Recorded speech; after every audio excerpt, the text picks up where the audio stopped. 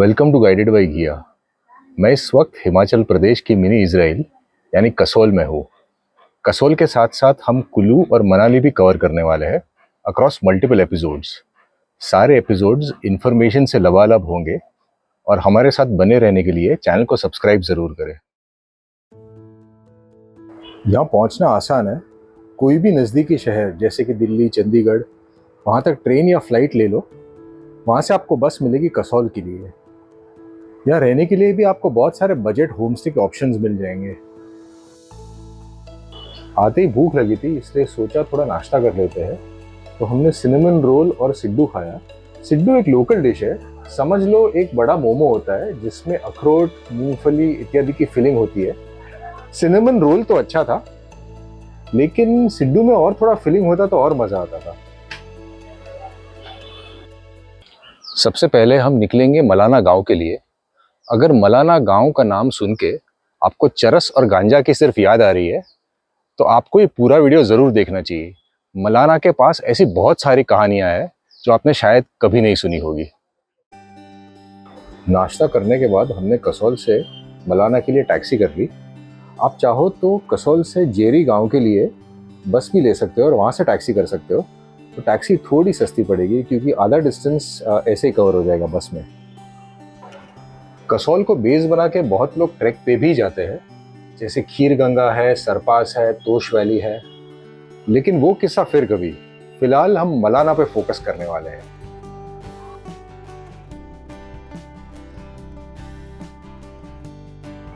दो अफवाहें थी जो मलाना के बारे में काफी स्ट्रॉन्ग थी।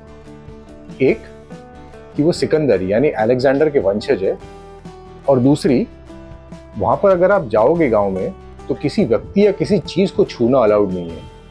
अब ये बातों में कितनी सच्चाई थी वो तो गांव जाके हमें पता चलेगा। तो हम वो जगह पे पहुंच चुके हैं जहां से मलाना गांव के लिए कच्चा रास्ता शुरू होता है।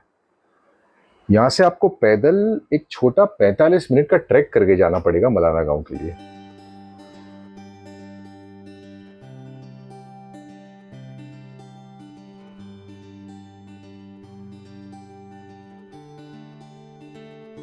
ट्रैक भले ही छोटा है, कुछ जगहों पे फिसलन हो सकती है, तो अच्छे ग्रिप वाले जूते पहन के जाओगे तो फायदे में रहोगे।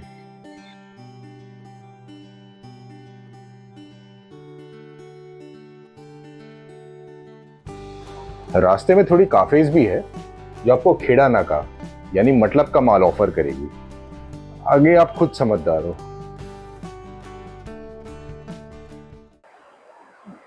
अगर आप गूगल मैप्स में मलाना का नाम ढूंढोगे तो वहां लिखा हुआ आएगा वर्ल्ड्स ओल्डेस्ट डेमोक्रेसी, यानी दुनिया का सबसे पुराना लोकतंत्र। मलाना के खुद के नियम है, खुद के कानून है। जैसे इंडिया के पास राज्यसभा और लोकसभा है, वैसे मलाना के पास ज्येष्ठांग और कनिष्ठांग है।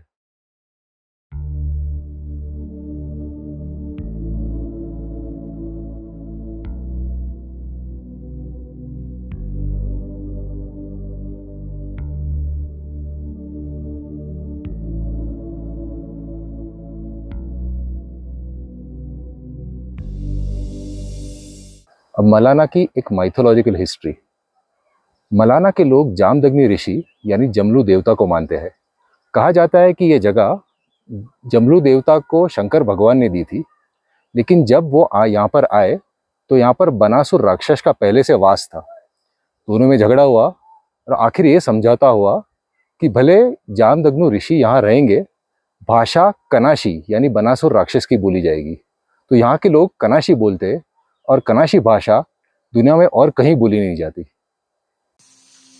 अगर आपको प्यास लगे तो आपको रास्ते में ऐसे प्राकृतिक झरने के पानी के सोर्स मिल जाएंगे, जिसे लोकली जायरू कहते हैं।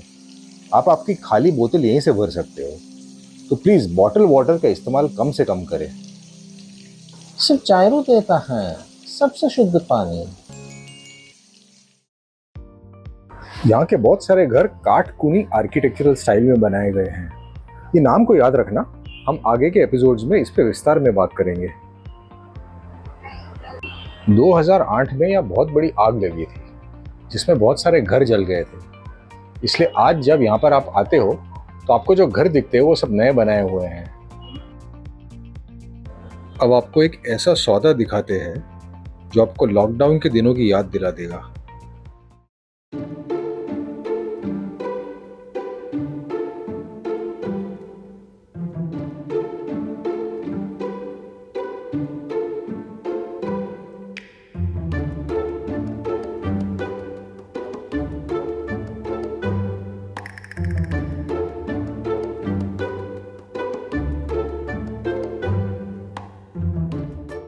ये प्रथा इसलिए है क्योंकि आप यहाँ पर किसी चीज को छू नहीं सकते, और यही प्रथा का कई बार गलत मतलब भी निकलता है।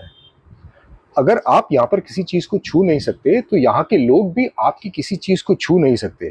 कायदा दोनों के लिए लागू है। यहाँ के लोग बाहरी दुनिया से अलग रहना चाहते हैं, इसलिए इस तरह से अपनी पवित्रता मेंटेन करके रखते हैं। मेरे ख्याल में हमें इसे जज नहीं करना चाहिए।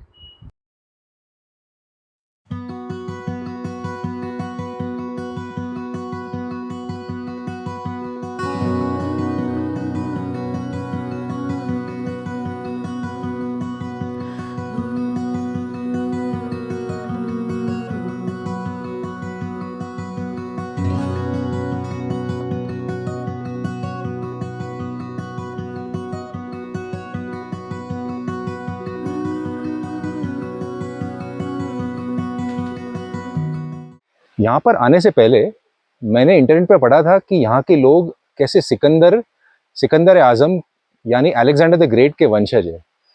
लेकिन वो शायद इसलिए क्योंकि वो उनके फीचर्स थोड़े अलग है। उनकी आंखें हरी है, उनका स्किन कलर थोड़ा अलग है, वो भी सबके नहीं, कुछ लोगों के। तो शायद इसकी वजह से ये रूमर का जन्म हुआ है। यहाँ पर आके लोकल लोगों से बात की, लेकिन उन्होंने साफ इनकार कर दिया कि ऐसी कोई बात नहीं है, ये सिर्फ एक अफवाह है। वो अपनी तरह नॉर्मल इंडियंस ही है।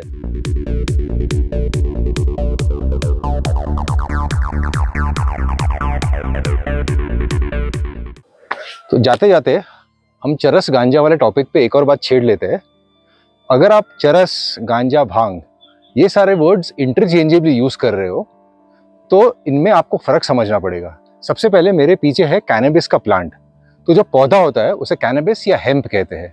इससे निकलती है चरस, गांजा और भांग। भांग बनती है कैनबिस के पत्तों और फूलों से।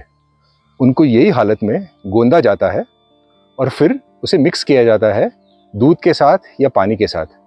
भांग का सेवन इंडिया में वर्जित नहीं है, यानी होली के दिन अगर आप कोने में जाके वो स्पेशल ठंडाई पी रहे हो तो आपको ऐसा करने की कोई ज़रूरत नहीं है। आप कुछ भी गैर कानूनी नहीं कर रहे हो।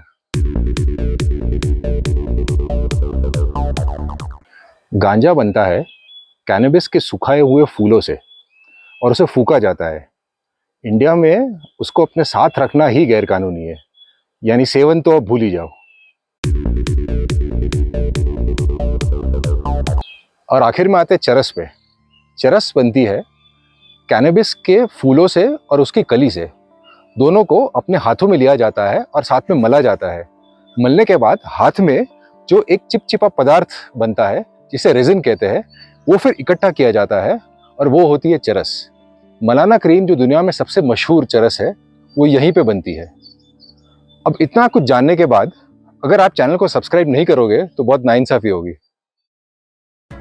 धीरे धीरे अंधेरा हो रहा है और हम वापस जा रहे हैं कसौल।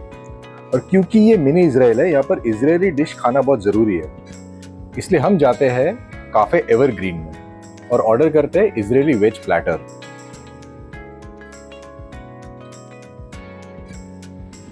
इसमें अलग अलग चीज़ें हैं, जैसे बारबेक्यू पनीर है, मशरूम है, फूल गोभी है और साथ में फलाफल और हमस तो है ही। दिखने में जितना इंटरेस्टिंग लग रहा है, स्वाद भी उतना ही अच्छा है।